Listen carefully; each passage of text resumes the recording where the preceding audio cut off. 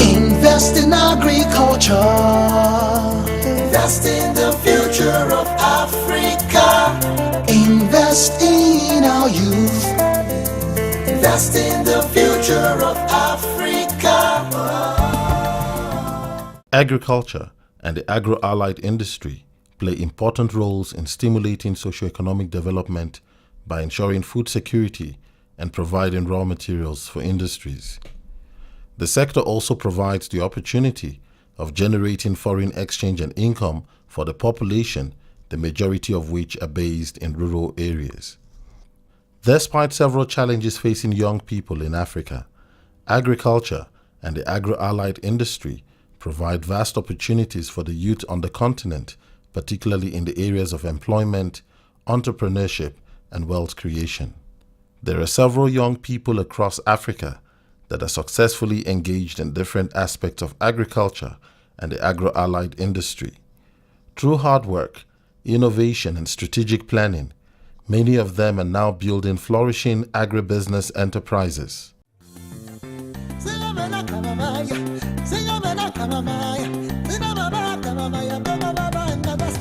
Agriculture is the key to food security. Agriculture is the key to poverty reduction.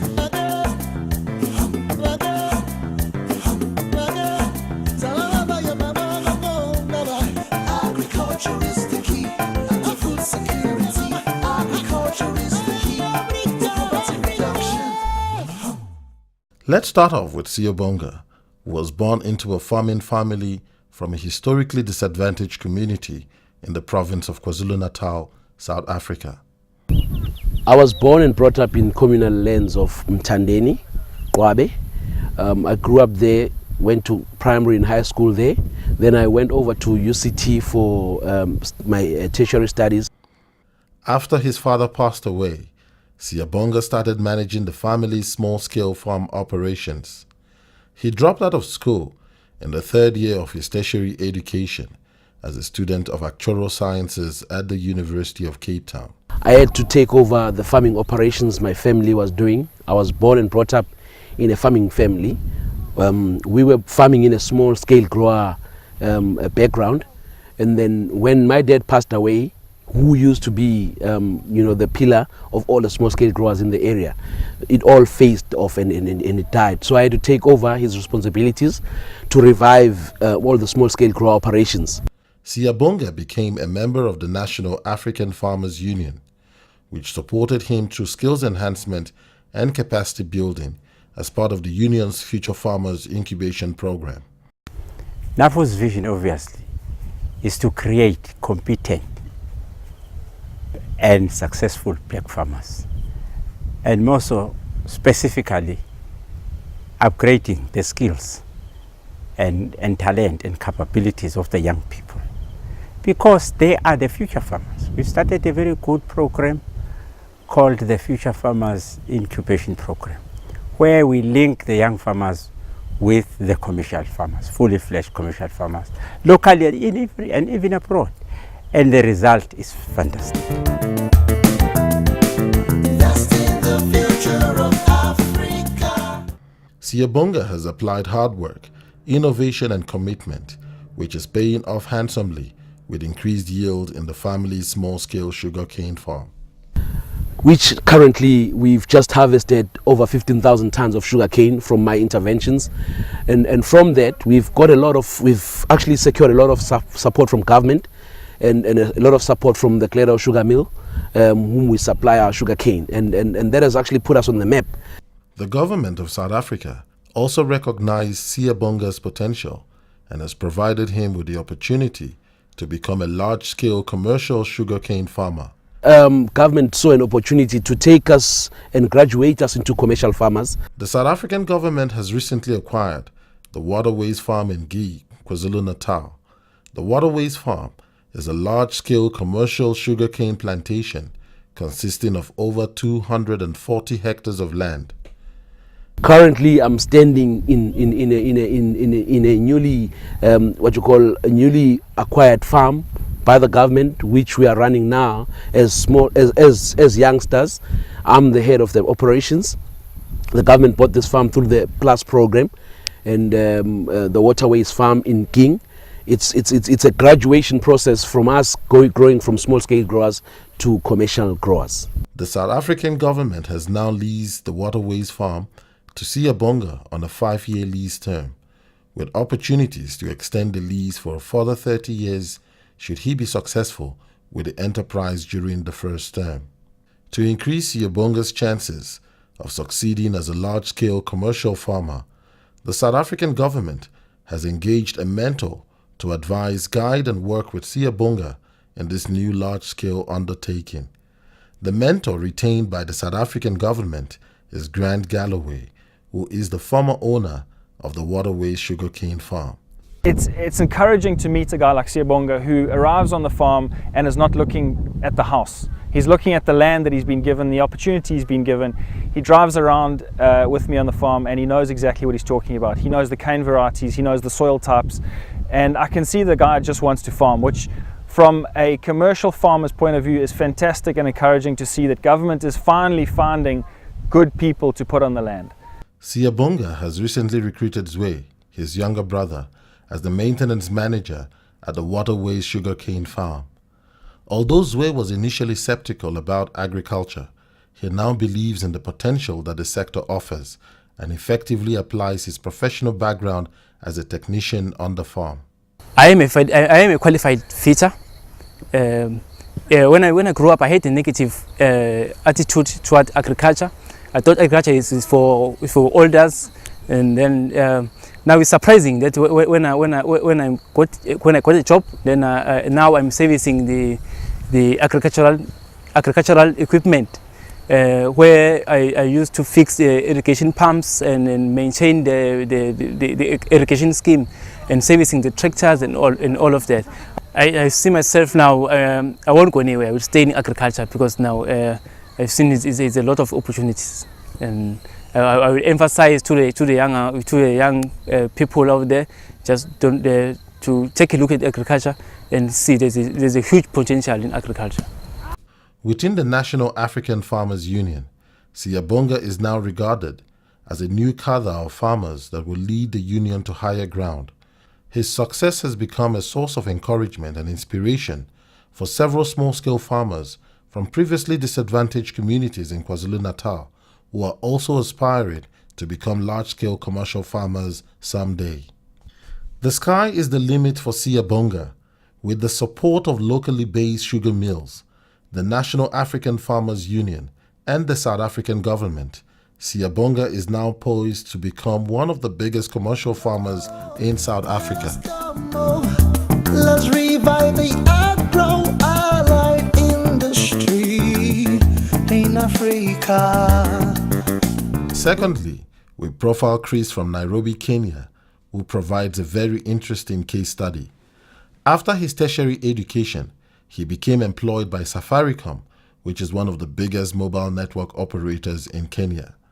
However, after a couple of years with Safaricom, Chris gave up his secure desk job to pursue his lifelong interest of being an entrepreneur in the agricultural sector. He went ahead to establish a commercial vegetable and fruit farm in the outskirts of Nairobi. He then adapted his agricultural production to the needs of the international vegetable and fruit market.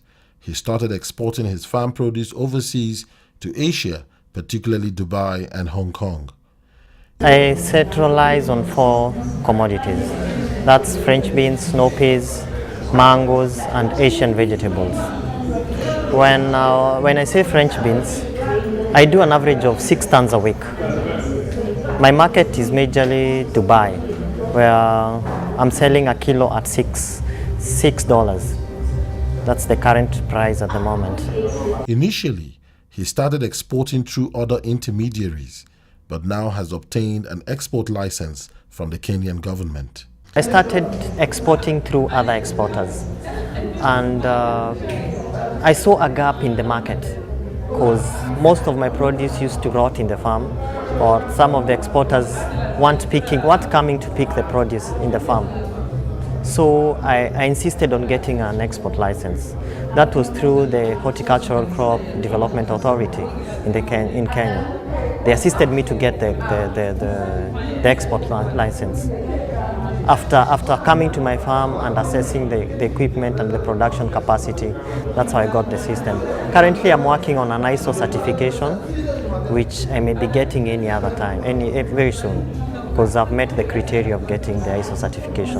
And that will open my market in the European countries. Yeah. Interestingly, his venture in agriculture has done exceedingly well. With hard work, commitment, and strategic planning, Chris has prospered in his new endeavor. Part of my expectation has been met since I came into agriculture, but I still have a long way to go because there are so many opportunities in hand which I've not accomplished, so which I'm looking forward to accomplish in the near future. Yeah. One of the expectations was to have an export license, which I already have. Another expectation was to employ more than 20 people, which I'm currently doing twice that. Another expectation was to meet my daily demands in terms of finances, which I'm already meeting and I'm comfortable with. I'm living a comfortable life, I would say that. To say that Chris is financially comfortable is an understatement. His agriculture business now earns an annual turnover of over $1.5 million.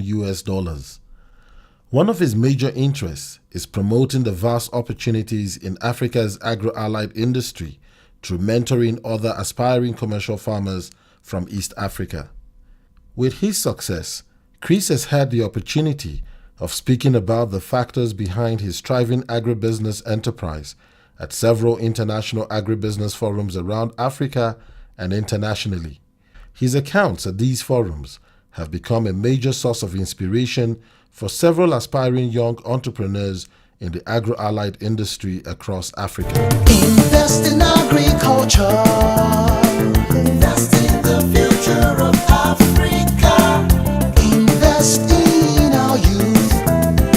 Invest in the future of Africa. The journey continues as we profile the endeavors of a young lady from Uganda who was orphaned at a very early age. Grace's life seemed bearable until the unbelievable happened. Her older stepbrother evicted them from the family house in Limbuya, a suburb in Uganda. Out of the money saved from roasting maize, Grace rented a room, but the money was not enough to provide for her siblings. She then started roasting and selling chicken, which brought in more money to the family. This gave her the courage to work harder in order to survive. Students used to make fun of me that I'm chicken. It raised dust, and everyone wanted to find out what is this chicken all about. And we had a seminar organized by Youth Alive, and I told them I'm the chicken girl at school. They picked interest and they said, no, we should find a way of letting people know about your chicken business. And the journalist wrote about me. I got a bursary from senior 3 to senior 6. Grace's bursaries ended in senior 6. She had no hope in going ahead with her studies. However, during her vacation, a good Samaritan offered to take her up to Sese Island, where she learned how to smoke fish. This new knowledge opened her eyes towards the entrepreneurship horizon. Grace discovered that most fish in Uganda's market were either deep-fried or simply smoked, without any ingredient added. So she came up with an idea to make hers unique. I locally smoke it, spice it, season it, and make it ready for eating. Practically, it looks like deep-fried fish, but it's not put in oil. It is locally smoked and seasoned using firewood. You can eat it as a snack. You can also put it in guineas. You can also make it, put soup and just eat it the way it is. Well, my main customers of fish are the Rotarians around Kampala. They really buy the fish, they like the fish. They're the major ones. Then I also have individuals that I take to in their offices. I also have daycares where I supply powdered fish, powdered mukene. In 2005, Grace graduated from Makerere University with a bachelor's degree in archives and record keeping, paying her tuition with proceeds from her fish business. All her siblings are now getting more education. Grace has now found a strong niche within the agribusiness value chain. She has discovered a competitive edge through her unique fish processing method, which provides strong nutritional value. It has helped me buy land, construct a house.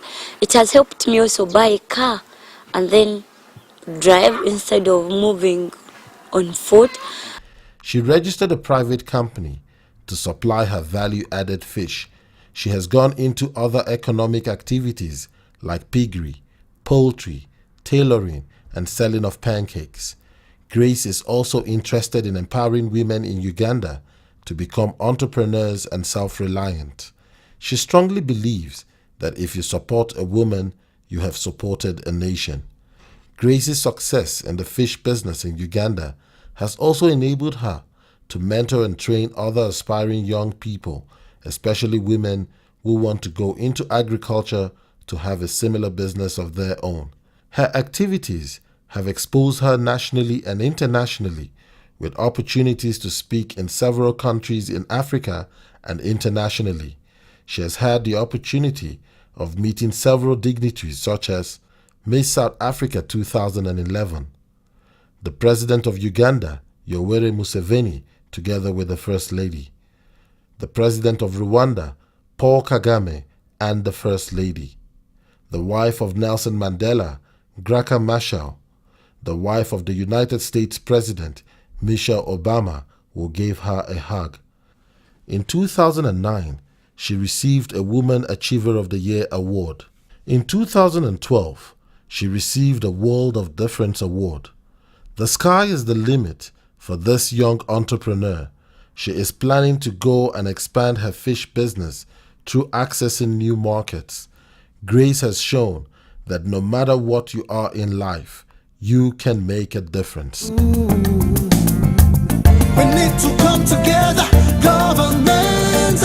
We need to come together, youth of Africa. We need to come together, stakeholders. Invest in the future of Africa. It is therefore apparent that agriculture and the agro-allied industry indeed provide lots of opportunities for the youth in Africa in the areas of employment, entrepreneurship, and wealth creation.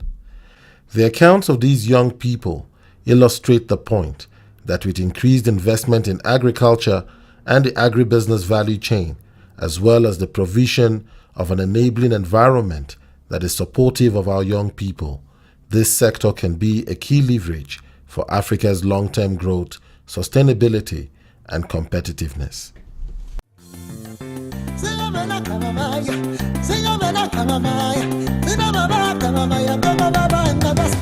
Agriculture is the key to food security. Agriculture is the key to poverty reduction.